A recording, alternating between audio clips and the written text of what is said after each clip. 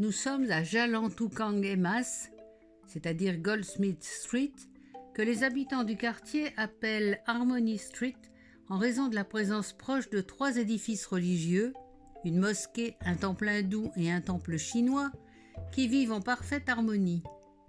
La rue suivante s'appelle d'ailleurs Yalang Tolong, soit Temple Street. La Kampung Kling Mosquée a été construite en bois en 1748 par des commerçants indiens musulmans. Puis elle a été reconstruite en briques en 1872. C'est une mosquée traditionnelle pour le rite, mais pour l'architecture, on peut la qualifier d'éclectique sans exagération. Il s'agit d'un croisement entre styles de Sumatra, de chinois, d'hindou et de malais. Tous les éléments de la mosquée ont été construits à la même époque, ce qui lui donne une certaine homogénéité dans sa diversité. Le minaret ressemble à une pagode chinoise. Les murs de la mosquée sont couverts d'un mélange de carreaux émaillés anglais et portugais, avec quelques décors de fleurs dans le style chinois.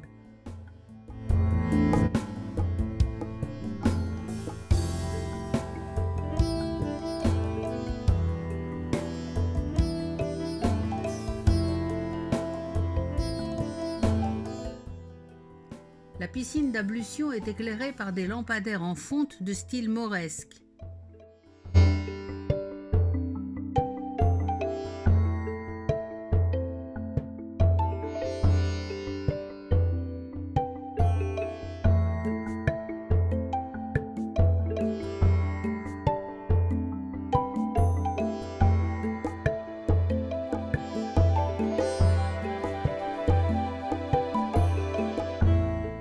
Les bâtiments sont soutenus par des colonnes corinthiennes stylisées et dans la salle de prière principale, des arcs symétriques, un lustre victorien, un minbar en bois avec des sculptures de style hindou et chinois.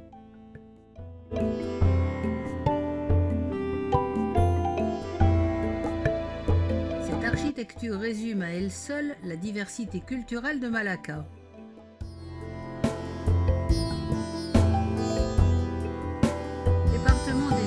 Des Antiquités a achevé les travaux de conservation de la mosquée dans les années 1990.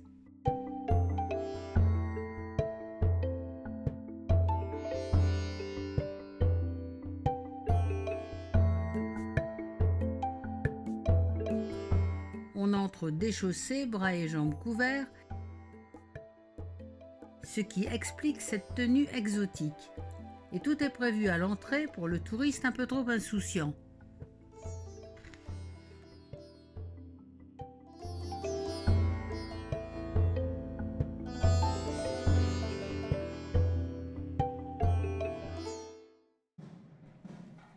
Juste à côté de la mosquée, Sri Poyata Moorthi Temple est le plus ancien temple hindou de Malaisie et l'un des derniers temples chittis du pays. Il a été construit en 1781 par le chef du peuple chitti sur un terrain donné par le gouverneur néerlandais de l'époque. Il est dédié à Ganesh, le dieu à tête d'éléphant, et à son jeune frère Murugan. Les Chittis sont un groupe distinct de Tamouls du sud de l'Inde, arrivés à Malacca et Singapour au XVe siècle. On les appelle aussi les Indiens Peranakan. Ils ont adopté des pratiques culturelles chinoises et malaises tout en conservant leur héritage hindou. Mais après 1511 et la chute du sultanat, ils ont perdu le contact avec leur pays natal. Ils ont donc développé une langue particulière, ce qui fait que les Chittis actuels ne comprennent pas forcément leurs frères tamouls. Et de la même façon, leurs temples se sont simplifiés, abandonnant l'architecture dravidienne complexe dans le style Pallava, qui présente une abondance de sculptures des dieux hindous. Le temple Chitti a tendance à n'avoir qu'une seule image d'un seul dieu sur chaque autel. L'identité ethnique du Chitti est presque perdue. Comme beaucoup d'entre eux s'assimilent culturellement aux principales communautés ethniques indiennes, chinoises ou malaises, ce petit groupe distinct de personnes qui a survécu pendant des siècles est maintenant au bord de l'extinction.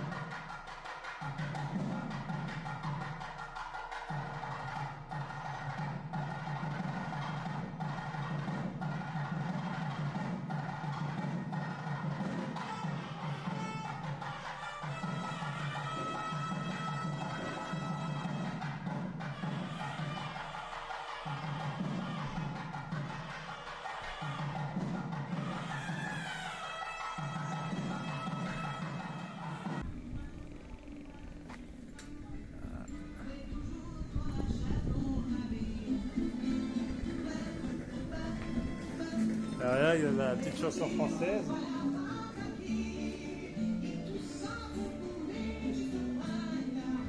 Jusqu'au coin de la rue. Padam, padam, padam. France. It's French song. Ouais, oh, oh.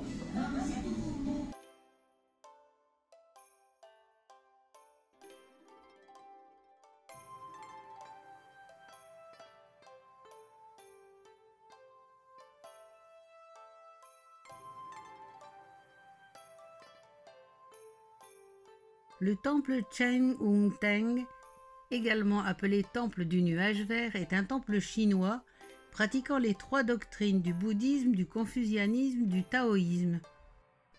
De l'autre côté de la route se trouve un théâtre d'opéra traditionnel qui fait partie du complexe du temple. Il se trouve à Jalang Tolong ou Temple Street et c'est le plus ancien temple en activité du pays. Il a été fondé par le capitaine chinois Tei Hongyong en 1645. Des bâtiments supplémentaires ont été construits en 1673 avec des matériaux importés de Chine. Des ajouts et des restaurations ont eu lieu au cours du temps et le temple a reçu un prix UNESCO pour la restauration architecturale exceptionnelle en 2003. Doté d'une magnifique porte principale, il se compose d'une grande salle de prière dédiée à la déesse de la miséricorde Guan Yin. L'odeur de l'encens, la riche odeur de l'encens baigne les lieux.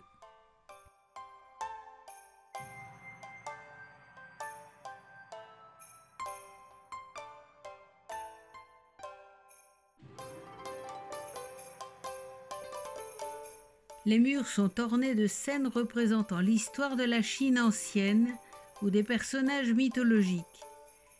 Les décors de lacs rehaussés de dorures et de nacre sont très raffinés.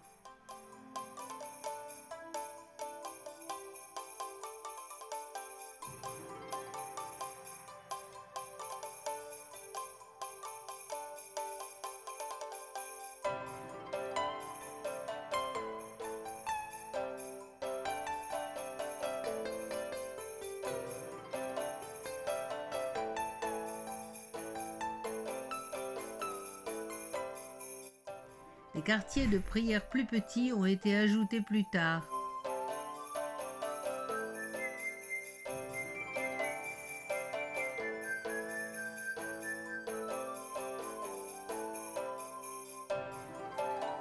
L'un d'eux est dédié au dieu bouddhiste de la richesse et de la longévité. Un autre abrite des tablettes ancestrales provenant des familles des premiers capitaines qui ont fondé le temple ou d'autres familles notables anciennes.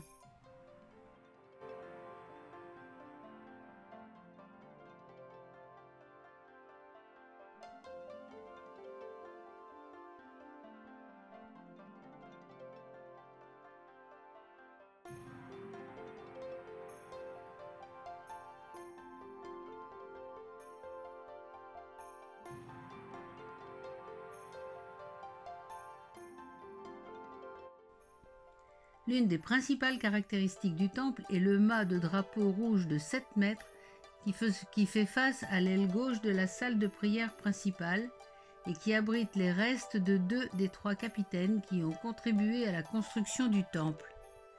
Le bâtiment est conforme au principe du Feng Shui, où le complexe est aménagé pour assurer une vue sur la rivière et les hauteurs de chaque côté.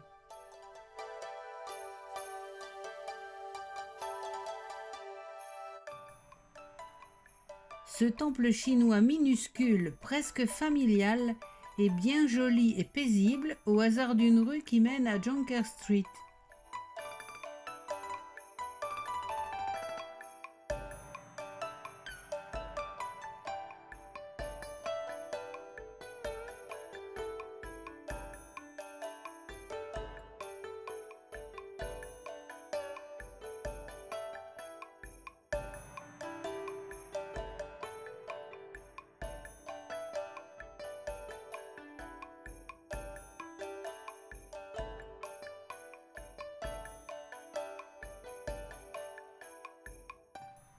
Son toit à pans s'intègre parfaitement aux constructions voisines.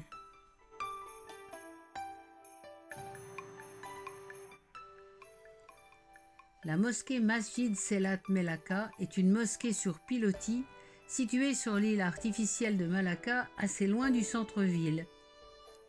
Elle a été construite en mélangeant l'artisanat moyen-oriental et malais et ressemble à une structure flottante à marée haute.